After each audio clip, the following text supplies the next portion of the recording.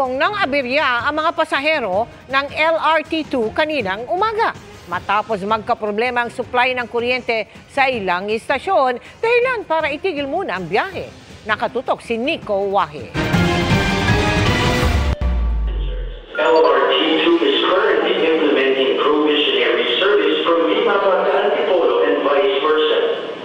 7:16 ng umaga na i-anunsyong limitado lang ang biyahe ng LRT Line 2 mula Antipolo Station hanggang Vimapa Station at vice versa. Kaya mga pasahero, naipon at nahirapang maghanap ng alternatibong masasakyan. Na-late po agad po ako sa unang klase ko po. Aga-aga losyang na ako.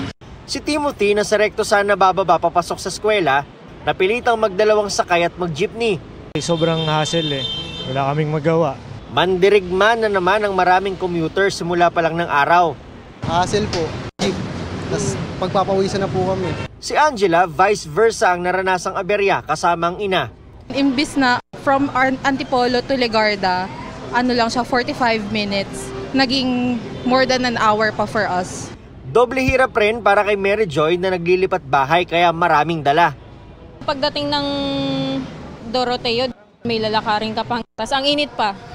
Pagkakataon naman ito sa mga motorcycle taxi na kumita. Madaming makukuha pasahero lalo pag malapitan yung mga pick-up namin. Paliwanag ng Light Rail Transit Authority o LRTA. Nagka-problema yung ating yung tinatawag natin na rectifier number 1.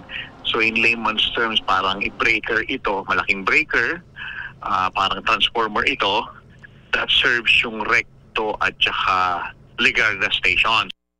Ayon sa pamunuan ng LRTA, karaniwan na tripping at fluctuation ang nagiging dahilan kung ba't nagkakaroon ng problema sa supply ng kuryente.